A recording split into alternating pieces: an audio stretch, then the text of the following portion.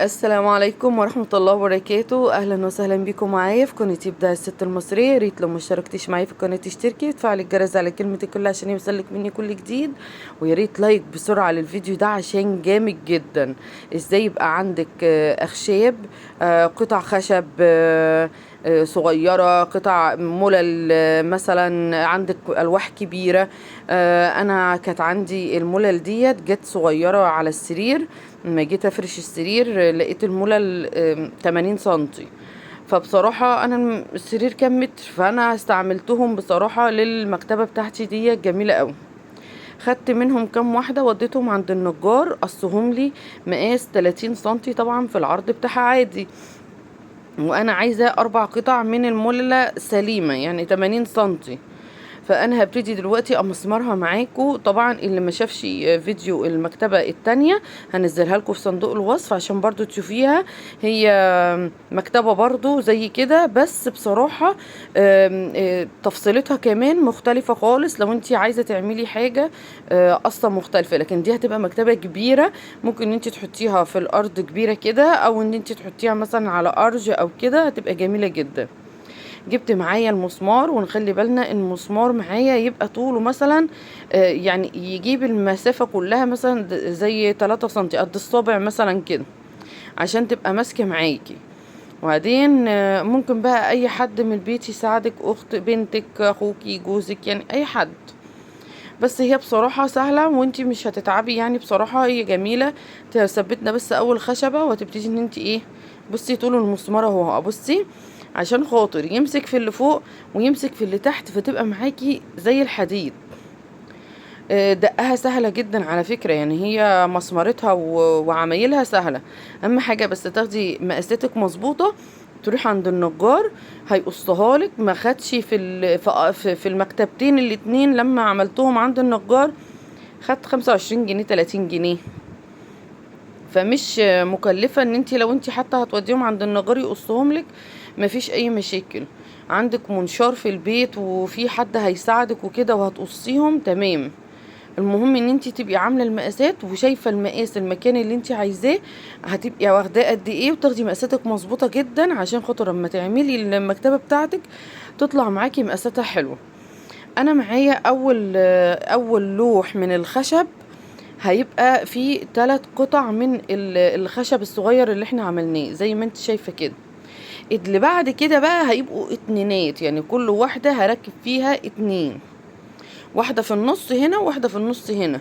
وهبتدي اوزع بقى الخشب على حسب ما انا عايزة.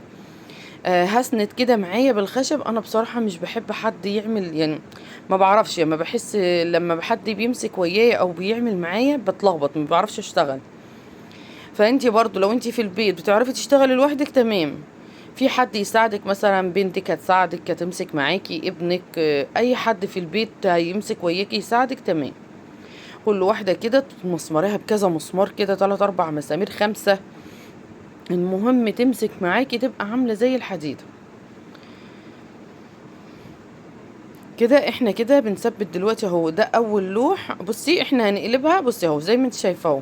قلبتها، فانا هنا بقى قلبتها تاني عشان اعمل بقى الايه اللوح الكبير. واروح اسماها واروح عاملاها واروح حاطه دي كمان. دي هتبقى فوقها بقى، يعني ما بين كل، هحاول اظبطها ما بين كل 2 يبقى في 2 بالعكس كده. وهوريها لك برضو في الاخر انا قسمتها ازاي. طبعا التقسيمه دي انت اللي بتحدديها، يعني انت عايزه تحديد التقسيمه ازاي، وهتعمليها زي ما انت عايزه.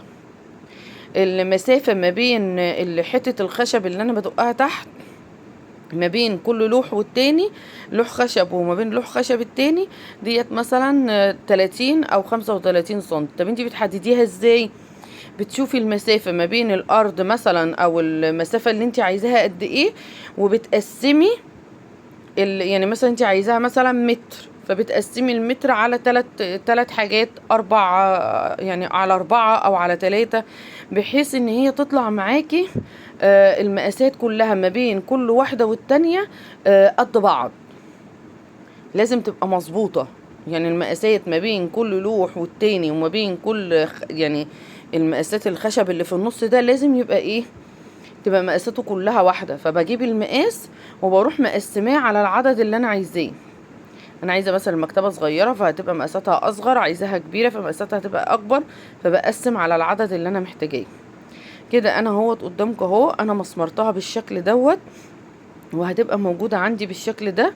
التقسيمه دي كده انا ما عايزاها، فانا دلوقتي انا عايزه اعملها، عايزه ابيضها، ممكن امعجنها واعملها لاكيه وكده.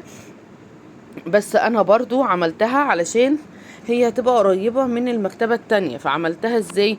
جبت معايا ده حصى جوز يا جماعة، بنجيبه من عند الموان، بيبقى حصو كده لونه بني او لونه اسود كده. اول ما بتدوبيه في مية سخنة بتغلي، اهم حاجة بصي لو مش المية سخنة بتغلي هياخد معاكي وقت علشان يدوب ويبقى سايل.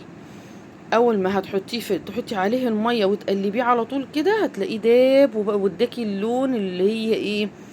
احنا بنودي الاخشاب عند الراجل الاسترجي عشان يعمل لنا الاسطر، علشان يعني ايه ما نعملش معجون ولاكيه كده. لا انا عايزه الخشب على بالتجزيعه بتاعه الخشب اللي جواها ديت بتبان، بتبقى شكلها حلو قوي.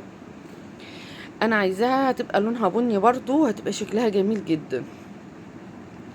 بصي ابتديت ان انا هدهنها بقى، يعني اول ما دوبت البتاع تقدري تشتغلي فيها كمان وهي المية بتاعتها سخنة عادي. يعني اهم حاجة وانتي بتعملي هتعملي وتشربيها، هي هتنشف لوحدها وانتي شغالة. طيب وانا شغالة لو لقيت لسه لونها فاتح بديها طبقة كمان. عايزاها غامقة شوية بزود شوية من البودرة اللي انا حطيتها على اساس ان هي تبقى اغمق. طيب لو انت عايزاها لونها بني فاتح بحط شوية صغيرة وبخفها وبعمل طبقة واحدة دهان بس على الايه، على الخشب بتاعي، بحيث ان درجة اللون دي انت اللي بتحدديها بالكمية اللي انت عايزاها. بتجربي في حتة من الخشب كده صغيرة الاول وبعدين تبتدي ان انت ايه تشوفي لا هي دي الدرجة اللي انت عايزاها ولا لا. نبتدي ندهنها بقى من جوه ومن بره ومن فوق وندهنها كلها بنفس اللون دوت. تخيلي بقى لو انت روحتي عند الراجل وقلت له ايه خد رشيلي ديت، هيقول لك مبلغ وقدره.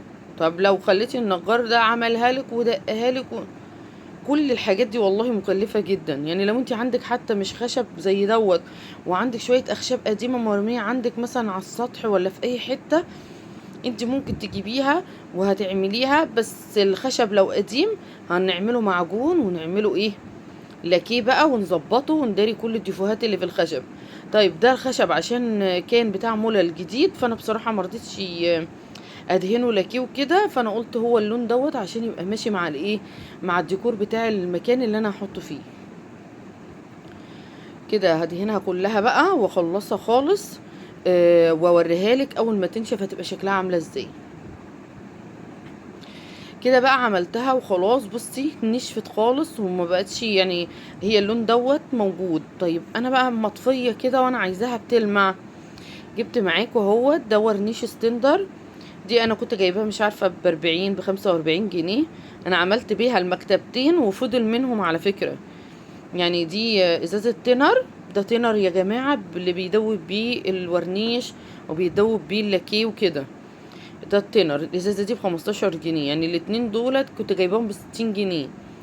عملت بيهم المكتبتين وفضل معايا. لو انت عندك مثلا بيبان الخشب عندك لونها ايا كان لونها وانت عايزه تلمعيها، باب الشقه كده انت ممكن تدوبي شويه وتلمعي بيها البيبان عندك، هتدي بصي لمعه كانك لسه مبيضاهم ولسه عاملاهم حاله. حطيت بقى بصي هو قوامه كده ولونه شبه العسل. ليه؟ بعد ما بنخفه كده بالتنر بيبقى عامل زي الشفاف كده. بنبتدي بقى ان احنا ندهن بيه الحاجة بتاعتنا، المكتبة، الباب. بصي هيديكي لمعة جميلة جدا جدا، وكمان هيعمل لك طبقة عازلة بحيث ان انت لما تيجي عايزة تنضفيها عايزة تغسليها جه عليها مية مثلا، لا دي طبقة عازلة هتحفظ الخشب من اي حاجه، يعني من اي ميه من اي حاجه هتبوظها. لا دي جميله وطبقه عازله ليها حلوه، وفي نفس الوقت هتديها طبقه لمعه كده جميله. علشان خاطر بصي بصراحة انا محدش شاف المكتبة دي او المكتبة التانية قال لما انبهر، ما يصدقش اساسا ان انا اللي عاملاهم كمان. الحمد لله، اللهم لك الحمد. يعني شكلهم جميل جدا وهم محطوطين تحفة تحفة تحفة كده بجد. هيعجبوكي جدا لو انت عندك الامكانيات وعندك الحاجات ديت وتقدري ان انت تعمليها بايديكي. والله ما كلفتني حاجة، ما كلفونيش المكتبتين على بعض 100 جنيه بخامات وحاجات. بصي بقى انا كده ورنشتها وسبتها نشفت، وجبت الراجل بقى دهنها عملها ومسمرها كده زي التانية بالظبط في قلب الارج. عندي الارج عندي مستوى كبير ومستوى صغير، فانا عملت واحده للصغيره وعملت واحده للكبيره. بصي بقى تقسيمتها جميله ازاي كمان. بصي هنا برضو حطيت برضو مفارشي والمفارش بتاعتي، وحطيت الفازات بتاعتي والكتب والحاجه. بصراحة شكلها جميل قوي قوي قوي، وملت معايا المكان، وهتاخد معايا حاجات كتيرة جدا. ما تنسينيش بقى لو عجبك الفيديو تعملي لي شير ولايك، سبسكرايب للقناة، وتفعلي الجرس على كلمة الكل عشان يوصلك مني كل جديد. ويا ريت لايك للفيديو لو عجبك، وهستنى رأيك في الكومنتات. السلام عليكم ورحمة الله وبركاته.